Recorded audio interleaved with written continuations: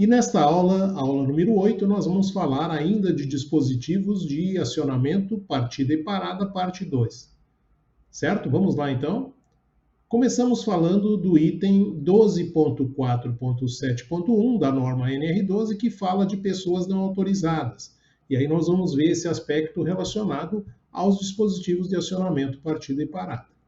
Diz o item que a gente retratou aí, né? Deve haver, então, seletor de número de dispositivos de acionamento em utilização, com bloqueio que impeça a sua seleção por pessoas não autorizadas, né? Então, deve haver ali nesse seletor um bloqueio para que não haja a possibilidade dessas pessoas não autorizadas fazerem algum tipo de movimento ali nesse seletor, certo? Então, é o que diz a norma nesse item aí. Quando a gente tiver, então, dispositivo de acionamento, partida e parada, do tipo comando bimanual, que a gente tem, então, esse seletor bloqueado, certo? Depois ainda, a norma vai falar da habilitação desses dispositivos, né? No item 12.4.7.2, diz assim: o circuito de acionamento deve ser projetado de modo a impedir o funcionamento dos dispositivos de acionamento bimanual habilitados pelo seletor, enquanto os demais dispositivos de acionamento bimanuais não habilitados não forem desconectados, para haver, digamos assim, né, essa correspondência, né, nesse seletor, para que eu não haja a possibilidade de acionar um outro dispositivo de comando bimanual enquanto algum outro ali do próprio sistema estiver sendo utilizado. Vejam o cuidado que se tem, então, nesses itens aí da norma NR12 e na questão dos dispositivos de acionamento, partida e parada, certo? No próximo item, nós vamos ver que há a possibilidade também de se utilizar sinal luminoso também nessas questões, né, para evitar qualquer tipo de acidente. Então, esse item 12.4.7.3 vai falar que quando utilizados dois ou mais dispositivos de acionamento bimanual simultâneos, deve possuir sinal luminoso que indique o seu funcionamento, tá? Para que haja realmente uma comunicação entre os operadores desses dispositivos aí, nessas máquinas grandes, né, máquinas de porte, certo? Depois nós temos ainda alguns aspectos relacionados também aos dispositivos de acionamento, partida e parada, que fala o item 12.4.8. Vamos ler ele com detalhes ali? As máquinas ou equipamentos concebidos ou fabricados para permitir a utilização de vários modos de comando ou de funcionamento que apresentem níveis de segurança diferentes, devem possuir um seletor que atenda os seguintes requisitos. Vamos ver então quais são esses requisitos para esse seletor aí, né? Letra A possibilidade de bloqueio em cada posição, impedindo a sua mudança por pessoas não autorizadas. Vejam aí o aspecto, né, relacionado de novo com pessoas não autorizadas. Depois, na letra B desse item mesmo, né, diz assim: a correspondência de cada posição a um único modo de comando ou de funcionamento, tá? Então, quando eu selecionar ali no seletor, né, que haja essa preocupação, né, que corresponda à posição de um único modo de comando, tá? Ou de funcionamento. Depois, a letra C ainda vai falar o seguinte: esse modo de comando selecionado com prioridade sobre todos os outros sistemas de comando, né? Ele não deve, de repente, nesse seletor que eu uso ali, né, fazer, de repente, no que eu troco ele ou mudo de posição, que ele acione outras coisas que não seja esse dispositivo. A não ser, por isso tem aqui a exceção, da parada de emergência, ou dispositivo de parada de emergência.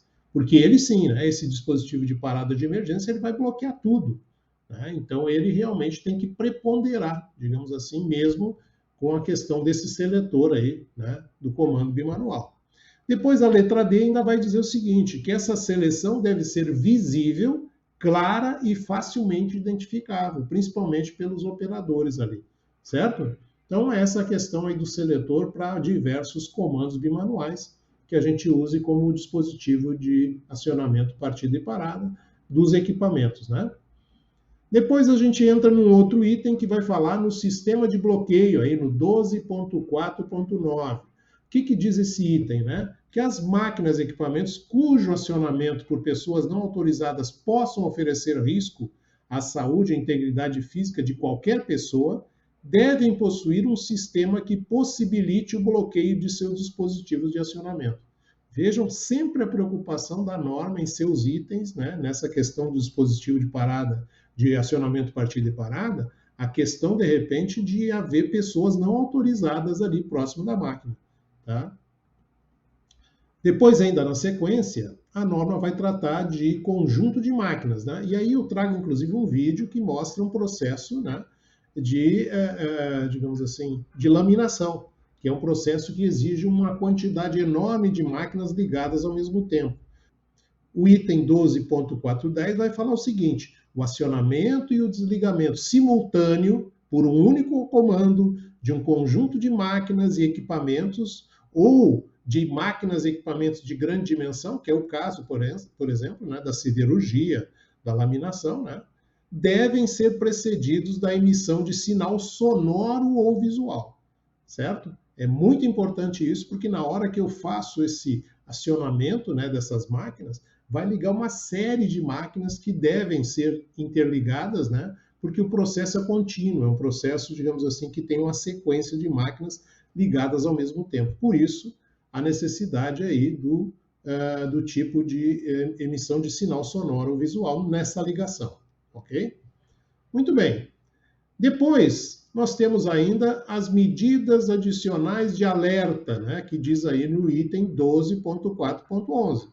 Devem ser adotadas, quando necessárias, medidas adicionais de alerta com sinal visual e dispositivos de telecomunicação, às vezes, né, considerando as características do processo produtivo e dos trabalhadores. Então, às vezes, tem que ter, inclusive, né, comando e comunicação, né, desse pessoal que está envolvido na ligação dessas máquinas, desses equipamentos, até via rádio também, dependendo do caso, tá? Avisando que as máquinas vão ser ligadas, tudo mais, para que, se houver, de repente, pessoas próximas a essas máquinas que vão ser ligadas, que sejam avisadas, né, antecipadamente. Muito bem, também, eu já estava comentando isso agora aí, né? O comando por radiofrequência. Tem que ter alguns cuidados com relação a isso. E é o que diz o item 12.4.12, principalmente nesses processos que tem uma quantidade enorme de máquinas e máquinas muito grandes. As máquinas e equipamentos comandados por radiofrequência devem possuir proteção contra interferências eletromagnéticas acidentais. Pode ser que isso, de repente, interfira, inclusive, nesse sistema de radiofrequência, nessa comunicação entre as pessoas que estão responsáveis pela ligação dessas máquinas todas. Então, nós temos que tomar um certo cuidado com esses equipamentos que são utilizados, para que eles não sofram essa interferência, né, eletromagnética, de repente, lá dentro do processo. Muito bem. 12.4.13 vai falar dos componentes de partida, parada, acionamento e controles que compõem a interface de operação das máquinas e equipamentos fabricados a partir de março de 2012, a partir de 24 de março de 2012, né, quando houve essas reformulações todas dentro da norma. O que diz a letra A nesse sentido? Né? Que deve possibilitar a instalação e funcionamento do sistema de parada de emergência quando aplicável, conforme itens e subitens do capítulo sobre dispositivos de parada de emergência desta NR. Né? Então, fazer uma integração, digamos assim, também nesse sentido, tá? Para que haja essa parada, esse sistema de parada de emergência, nesse caso de máquinas de grande porte também. Tá? Há essa necessidade justamente a partir da data de 24 de março de 2012, quando houve vários tipos de modificações dentro da própria norma NR12, tá certo? Depois nós temos ainda a letra B, que fala a questão de operar em extra baixa tensão até 25 volts em corrente alternada e 60 volts em corrente contínua. Tá? Isso foi também estabelecido a partir de 24 de março de 2012. Essa questão da extra baixa tensão nos painéis, né? Para que não haja perigo, por exemplo, de choque elétrico aí por parte de quem está operando, por parte de quem vai fazer a ligação dessas máquinas aí. Então, a partir de então, dessa data que está estipulada, né, não se admite mais que os painéis de comando tenham, né, uma tensão que não seja nesse sentido de extra baixa tensão, como está discriminado nessa a linha B aí, tá certo? Muito bem. Outra medida de proteção ainda aparece lá no 12.4.13.1.1, Poderá ser adotada outra medida de proteção contra choques elétricos conforme normas técnicas oficiais vigentes, em alternativas às alíneas B, né, que é o caso, por exemplo, da extra baixa tensão. Se houver, de repente, alguma outra medida de proteção que a gente possa adotar nesses painéis das máquinas e equipamentos, que se coloque também. Aí, né, diz a norma nesse item também, tá? Se houver isso. No 12.4.14 diz o seguinte também, né, em termos de apreciação de riscos. Se indicada pela apreciação de riscos a necessidade de redundância dos dispositivos responsáveis pela prevenção de partida inesperada, e aí vem a questão, por exemplo, tá, da categorização das máquinas, tá, nessa questão da apreciação de riscos. O que diz a norma? Ou também pela função de parada relacionada à segurança, conforme a categoria de segurança requerida, que eu já tinha comentado aí, né? O circuito elétrico da chave de partida de motores de máquinas e equipamentos deve, olha só, letra A, possuir estrutura redundante. Tá? Então, nós temos que observar como é que é feita essa partida da máquina. Né? Se tem, de repente, algum fator ali em termos de contactores, que a gente tem que colocar algum tipo de redundância, para evitar que um contactor cole daqui a pouco, né, haja uma coisa inesperada na ligação dessas máquinas. Letra B, permitir que as falhas que comprometem a função de segurança sejam monitoradas. Isso aí também, né, são coisas ali que a parte elétrica vai ter que tomar um certo cuidado nesse sentido também.